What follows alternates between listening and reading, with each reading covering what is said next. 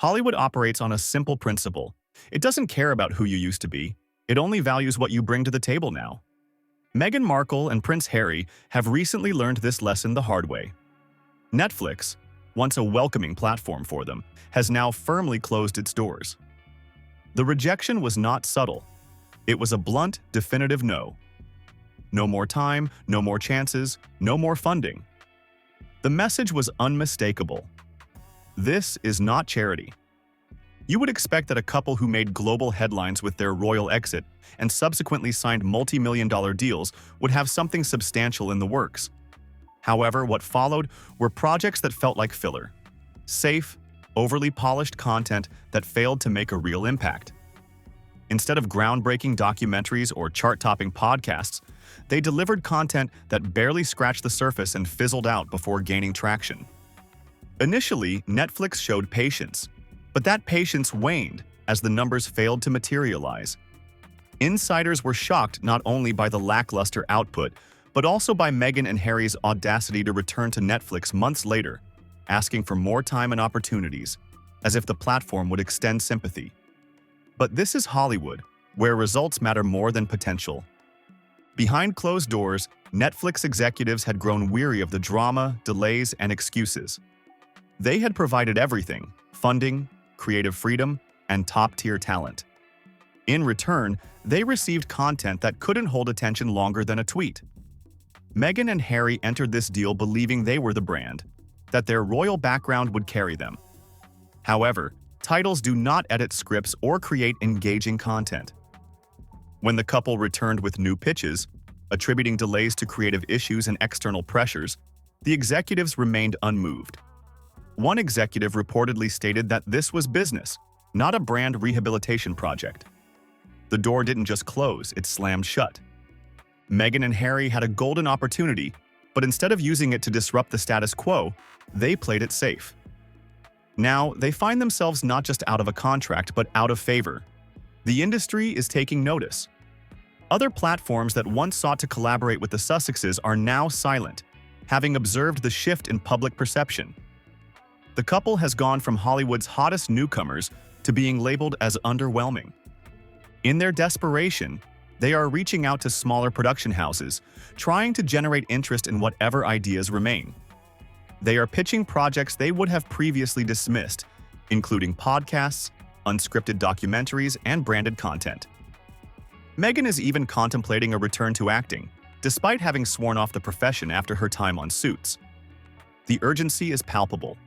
She seeks visibility, anything to get the cameras flashing again. Harry, on the other hand, finds himself in a different predicament.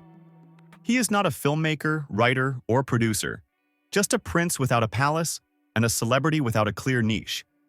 His memoir sold well but failed to create lasting impact.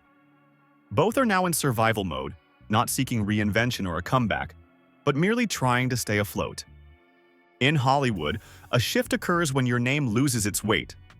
Calls begin to dwindle, meetings take longer to arrange, and excitement fades when your name is mentioned.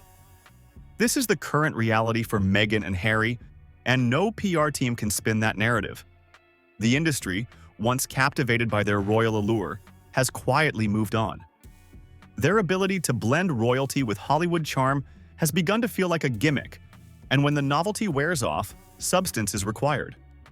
Unfortunately, they have not built anything substantial, no flagship show or defining project. Producers are beginning to whisper that they overplayed their hand, believing the media would bend to their will rather than the other way around. There were opportunities, significant ones, but instead of embracing bold storytelling, they opted for glossy content that felt curated and distant. Hollywood may be fake, but it rewards authenticity, and ironically, the couple who spent years seeking to be heard seem to have forgotten how to communicate plainly. The pressure is mounting, and their inner circle is aware of it. Meetings are happening at a frantic pace, with ideas being greenlit out of panic rather than careful planning. This approach is not respected in the industry. Meghan, with her polished media image, is reportedly considering any opportunity that might generate headlines again, not to rebuild an empire, but to maintain relevance. This includes cameos in shows, reality TV partnerships, and product collaborations. She is exploring lifestyle branding, skincare lines, wellness blogs, and even a podcast revival. However, the challenge is that there are already countless influencers doing the same, many of whom execute it better. Harry's situation is more complex. He is not a natural fit in any specific role.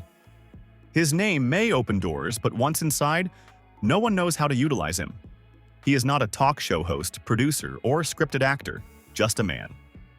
Currently, being a man with a memoir and a camera crew is insufficient to capture attention. Trust is another issue. Several executives are reportedly hesitant to engage with the Sussexes due to the baggage they carry: media drama, lawsuits, and polarization. While they dominate headlines, it is not always positive press, and investors dislike uncertainty. The breakup with Spotify hit harder than many realize. It was not merely about content, but about reliability, consistency, and trust. When a major platform walks away, others take notice. There have been whispers that Meghan and Harry might attempt to create their own platform or production house, seeking full creative control. However, the question remains: with what audience and what funding? Such a venture requires either significant capital or a dedicated following, neither of which they currently possess. They entered Hollywood like a storm, unexpected, loud, and headline-grabbing. But the lightning has faded, and they now navigate a landscape that no longer craves their presence. A-list status is not a permanent badge, it must be earned repeatedly. The reality is that they believed they were building an empire, but without tangible results, empires crumble quietly, not through scandal but through silence. The doors they once confidently walked through are now guarded by polite excuses and scheduling conflicts. The same executives who celebrated their Netflix deal now circulate their names as cautionary tales, not out of malice, but because the industry moves quickly and forgets even faster. The issue for Meghan and Harry is no longer just about content, it is about credibility. In Hollywood, anything can be rebranded: actors, directors, even entire genres. However, when your brand becomes synonymous with missed potential, that stain is difficult to erase. What makes this unraveling even more damaging is its public nature. Every move is scrutinized, and their pitches to smaller companies are leaking. Their outreach to platforms like Hulu and Amazon is no longer a secret. Some observers claim the couple appears desperate, while others argue they still fail to understand that they are trying to sell old royalty in a space that demands reinvention. Insiders suggest Meghan is clinging to the hope of one significant comeback project, a show or limited series that allows her to regain control of the narrative. She is reportedly in discussions with smaller networks overseas, hoping they will take a chance where larger players will not. However, interest is tepid. She is no longer seen as untouchable, but rather as a calculated risk. Harry, meanwhile, is engulfed in uncertainty. His memoir provided a temporary boost, but did not establish anything sustainable. His team is pushing him towards storytelling centered on activism, something meaningful, but his delivery is inconsistent, and vulnerability does not always resonate well on camera.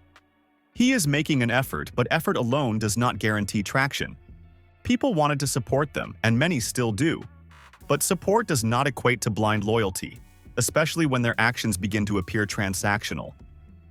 The Sussexes built their media identity around being misunderstood and mistreated, but that narrative can only hold for so long without evolution.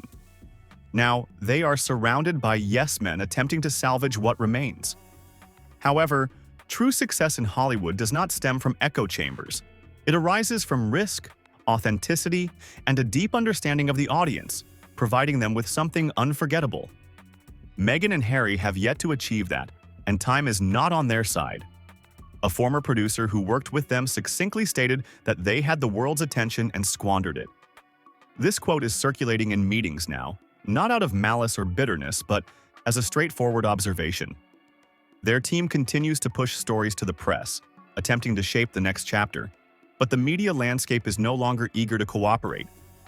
Headlines have cooled. There are no more royal rebellions or dramatic exclusives, just a gradual fade into the background. Hollywood does not harbor hatred for them. It has simply become indifferent. Indifference is more damaging than hate because hate still signifies that people care. The pressing question is no longer whether they will secure another deal, But whether that deal will matter, whether anyone will tune in, and whether they can prove they are more than just a headline. They left the crown behind, hoping to build something of their own. But dreams, royal or otherwise, require structure and substance. Without these, they collapse under their own weight. The stage remains, but the spotlight has shifted, and the silence is beginning to convey more than their story ever did.